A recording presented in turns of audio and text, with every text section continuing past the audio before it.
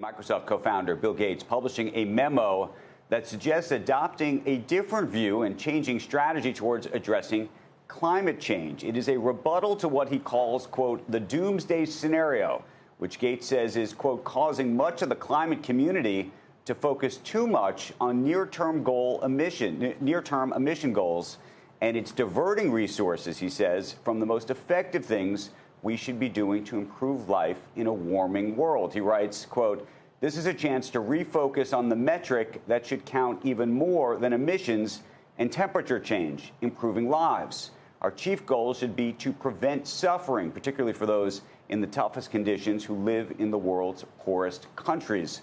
Although climate change will hurt poor people more than anyone else, for the vast majority of them, it will not be the only or even the biggest threat to their lives and welfare. The biggest problems are poverty and disease, just as they always have been. Now, I spoke to Bill Gates in an exclusive TV interview, and I asked him to explain what he hopes people take away from this new message. Climate is a super important problem. There's enough innovation here to avoid super bad outcomes. We won't achieve our best goal, the 1.5 or even the 2 degrees. And as we go about trying to minimize that, we have to frame it in terms of overall human welfare, not just everything should be solely for climate. How much of your own view is a function of just contextually what's happening in the world versus what I think you've thought for a long time about the climate? Well, if the aid budgets to poor countries were continuing to go up the way they did over the last 25 years, then the trade-offs between climate action and saving children's lives wouldn't be as acute as it is now that these budgets are going down, and going down quite a bit. And so the plea here is to say, okay, let's take that very limited money and not have some partitioned off for particular causes. Let's measure it all in terms of the human welfare. How do you help those countries? You were a huge supporter of the Paris Climate Accord at the time. And I wonder now, when you look back, given that you're changing sort of the metric with which you use, do you say to yourself that the Paris Climate Accord and its goals were misplaced? No, not at all. That was a key milestone because the countries of the world said, hey, this is a mutual problem. The temperature rise, the entire world will experience a temperature rise from the emissions from all these countries. So getting countries to commit was very, very important. The one thing about that accord that turned out not to be realistic was the ambitious goal of staying to 1.5 degrees. We won't be able to do that. Even if you took all the money away from health, you wouldn't be able to do that. So now, the question is, okay, what temperature level are we going to end up at?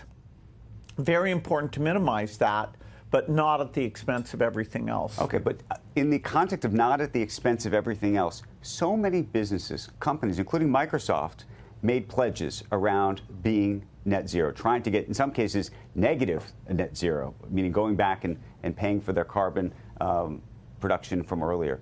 Was that a mistake? Now that you're not at all. So that's not the message that you're trying to suggest. No, not at all. Okay. I mean, why have we been able to lower the future emissions? It's because companies like Microsoft and many others focused on this initiative. And it's very important that those companies help advance these new technologies by being the early customers for things like nuclear fission, fusion, clean cement. They're driving the prices down.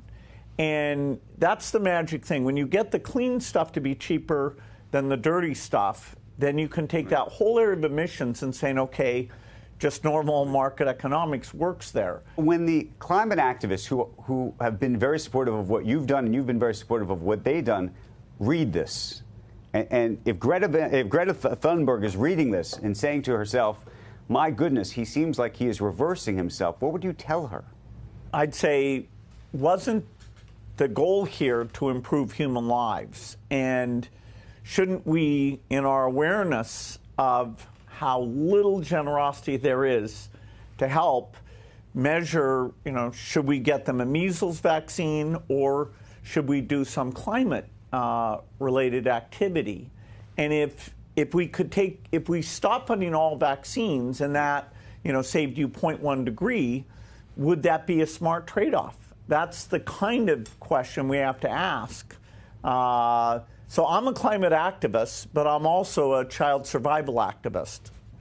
Oh, so what do you think is going to be the critique of this? There are going to be people who are going to say that you are changing the goalposts because of this political climate as a way to placate President Trump, who has not been on the side of some of the net zero and obviously the Paris Climate Accord and things like that.